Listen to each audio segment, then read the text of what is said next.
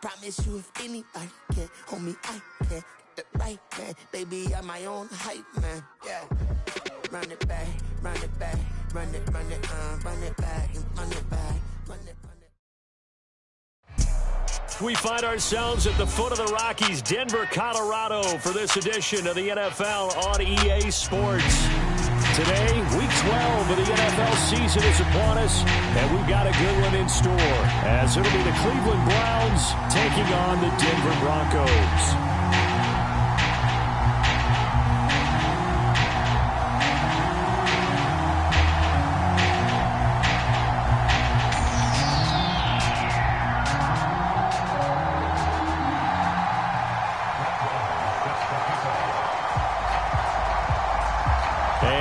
We go from Denver.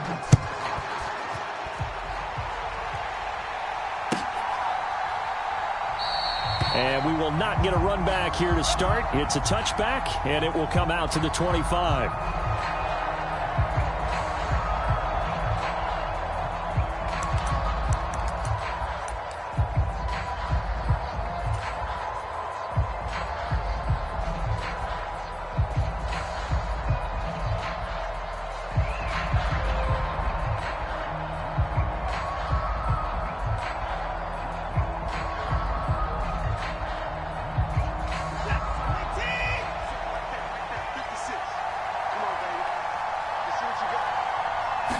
Looking to throw right away is Watson.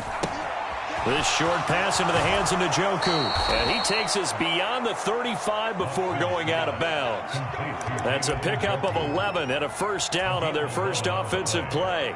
And this was a nice example of an offensive coordinator scheming his guy open. Just a little underneath route, just trying to free up some space. And it worked awfully well.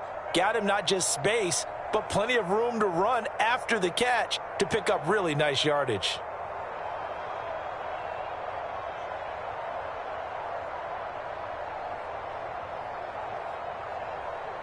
So from the 36 now, 1st and 10.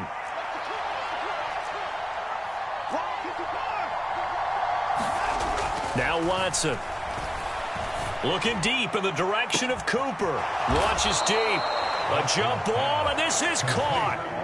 A big play that time for Cleveland. And even 40 yards. We expected this defense to be tested by this passing game coming into this one. And there's an example on this first possession of the game.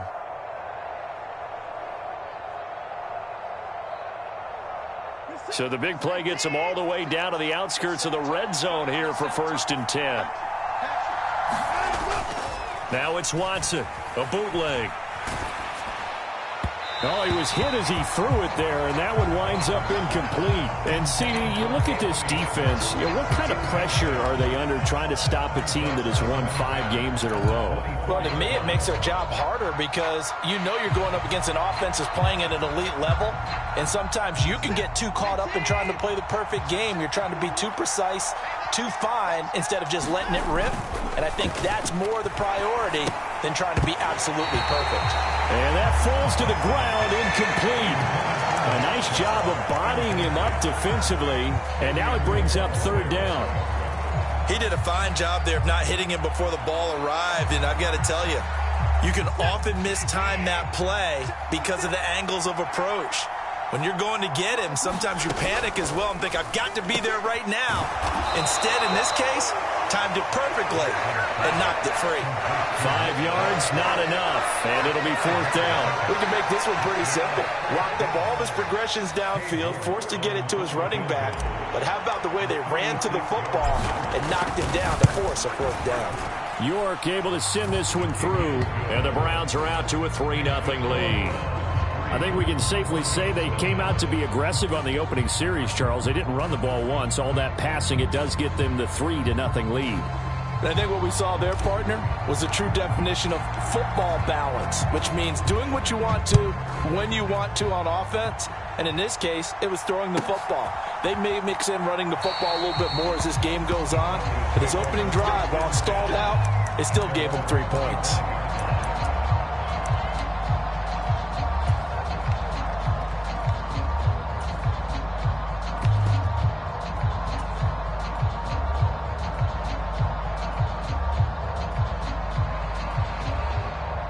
So 1st and 10 here for Wilson and the Broncos at their own 25-yard line.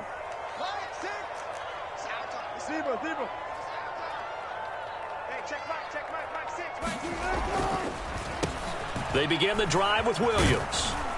And this will be a gain of 5 as he gets it to the 30. Well, this defense for the Browns, they were very strong last week in that win over Cleveland. And no matter what's done throughout a ball game, it always comes back to blocking and tackling. That's the essence of football.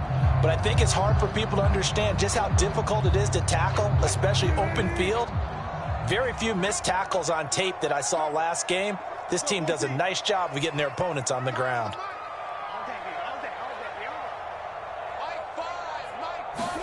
On 2nd down, here's Wilson.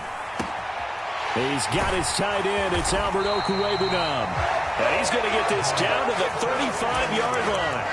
It's a gain of 35. A very nice job right there, working the middle of the field, able to create some separation, and then utilize it to not just make the catch, but turn upfield once he got the ball in his hands.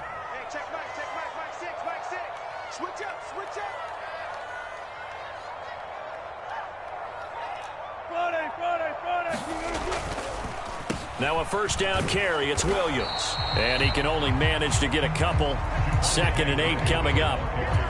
The Broncos at 3-7 now in the year. And they come in just an absolute free fall. Losers now, Charles, of 7 in a row. And I think this is where, in a locker room, a lot of the team looks to their best players and even silently asks for them to guide them out of this. You know, we've got to be better than what we've shown. We need you to lead us.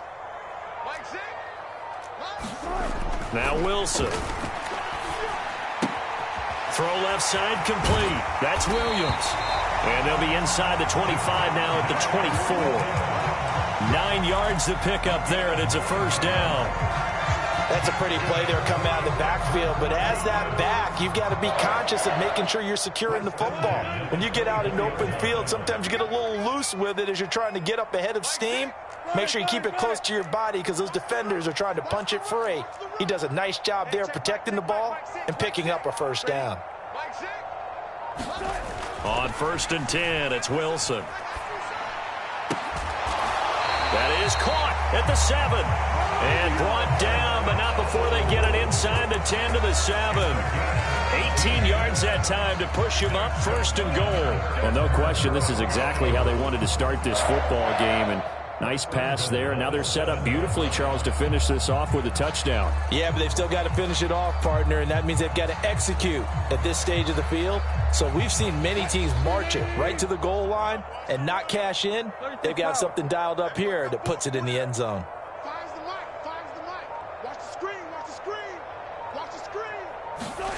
Now Wilson. Yeah, this is caught by Sutton. Touchdown Broncos. A great effort there. His 6th touchdown of the season. And the Broncos are able to answer the early 3 points and take a 1st quarter lead. And the QB rating right now sky high. 4 for 4 on that opening drive, and it ends with a touchdown pass. Yeah, I don't know quite how to figure it out. I think I need my friends from MIT to come in and help me. But I think 158.3 is the number one. Yep, that's the right. That's the highest you can get. That's where he is. He'd like to continue on that pace.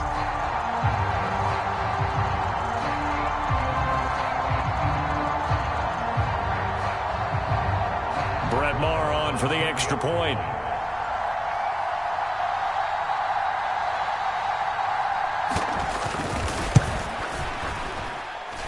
He's got it. They'll see that opening drive field goal and raise it a touchdown, and that makes it 7-3.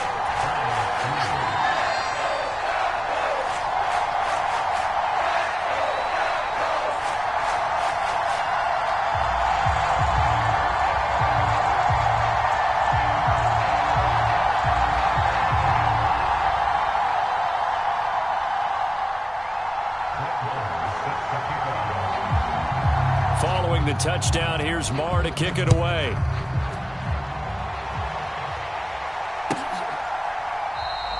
And this will not be returned. It's a touchback, and they'll begin at the 25.